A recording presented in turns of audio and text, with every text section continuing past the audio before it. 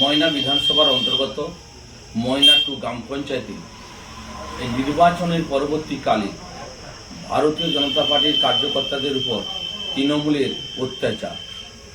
আপনারা জানেন 2021 বিধানসভা নির্বাচনে ভারতীয় জনতা পার্টি ময়না 2 গ্রাম পঞ্চায়েত অঞ্চলে 8টি বুথে লিড করে। সেই আতঙ্কে তৃণমূল কংগ্রেস 2023 সালে পঞ্চায়েত নির্বাচনে ময়না 2 অঞ্চলে ব্যাপক সন্ত্রাস করে এবং বুথ দখল করে ছাপ্পা ভোট মারে। এইবার 2024 সালে লোকসভা নির্বাচনে কেন্দ্রীয় বাহিনী থাকার জন্য মানুষ সুষ্ঠুভাবে ভোট দিতে পেরেছে।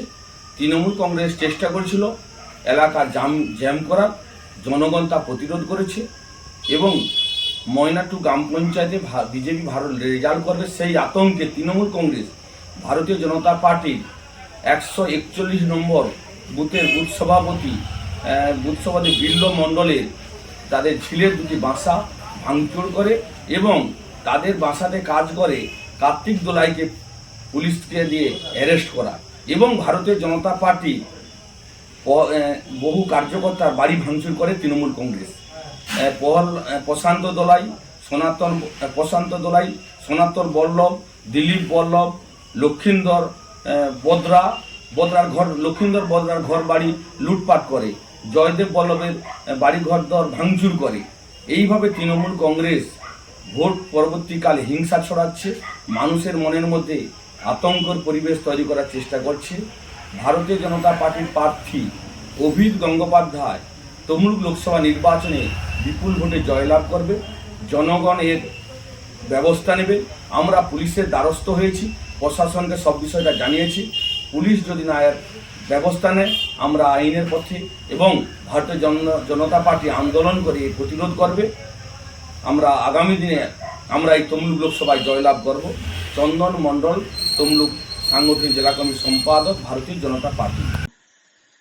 এটা নিয়ে বলার কিছু নেই। নোনাকুড়ি বুথ একটা ঐতিহাসিক বুথ, এখানে সবসময় তৃণমূল ব্যাপক ভোটে লিড করে এবং সেই জায়গায় এবারে নির্বাচন যাতে বাচ্চার মতো সন্ত্রাস সৃষ্টি করে বিজেপি ছাপ্পা দেওয়ার জন্য আমাদের ওই এলাকায় আতঙ্ক তৈরি করে এবং 20 তারিখে আমাদের পার্টি অফিসে আমাদের কর্মীরা বসেছিলেন এবং সেই সময় বিল্ল মণ্ডল এবং জয়দেব বল্লভ এবং দিলীপ বল্লভ, প্রশান্ত দলের নেতৃত্বে হঠাৎ আক্রমণ করে রড এবং বাটাম এবং কাটারি দিয়ে আমাদের 3 জনের মাথা ফাটিয়ে দেয় এবং সেই সঙ্গে এবং বহু ছেলেকে মারধর করে এবং তারা অজ্ঞান অবস্থায় পড়ে থাকে।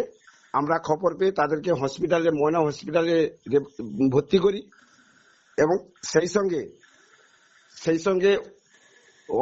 মৃত্যুর সঙ্গে পাঞ্জা লড়ছে এবং সেই সঙ্গে তাদেরকে তমলুকে রেফার করে এবং ওরা সশস্ত্র অবস্থায় বন্দুক নিয়ে আমাদের পার্টি অফিসে হামলা করে, আমাদের কর্মীদের উপরে আক্রমণ করে এবং তারা এখনো মোটামুটি বাড়িতে এসছে। তারপরে গতকাল বিভিন্ন জায়গায় যারা তৃণমূল কংগ্রেসকে সক্রিয়ভাবে ভোট দিয়েছে তাদের প্রত্যেকটা বাড়িতে প্রাণনাশের হুমকি এবং থ্রেট করেছে। করতে পুরসার ঘাটের দিকে যেতে কানাই বল্লভের বাড়িতে সেখানে অতর্কিত আক্রমণ করে ডাং এবং লোহার রড কাটারি নিয়ে তাদের কানাই বল্লভের নাতি অর্থাৎ সত্যজিৎ বল্লভ এবং কার্তিক বল্লভকে আক্রমণ করে একজনের মাথা ফাটিয়ে দেয় এবং সে এখনো মৃত্যুর সঙ্গে পাঞ্জা লড়ছে, ময়না হসপিটালে ভর্তি আছে। তা সত্ত্বেও পুলিশ এখনো স্টেপ নেয়নি, কোনো আসামিকে অ্যারেস্ট করেনি। তা সত্ত্বেও আজকে আমাদের কাছে খবর আমাদের বিরুদ্ধে সুমিত্রা বল্লভ, যে হচ্ছে বিল্লপদ মণ্ডলের স্ত্রী, বিজেপির 1 নম্বর কর্মী, তিনি আমাদের বিরুদ্ধে নাকি মিথ্যা কেস দিয়েছে। এটা আমাদের কাছে খবর নন বেলেবল সেকশনের মাধ্যমে। অথচ সে মার্ডার কেসের আসামি, তাকে পুলিশ এখনো অ্যারেস্ট করেনি। থানায় গিয়ে সে আমাদের বিরুদ্ধে মিথ্যা অভিযোগ করলো। আপনার নাম পরিচয়?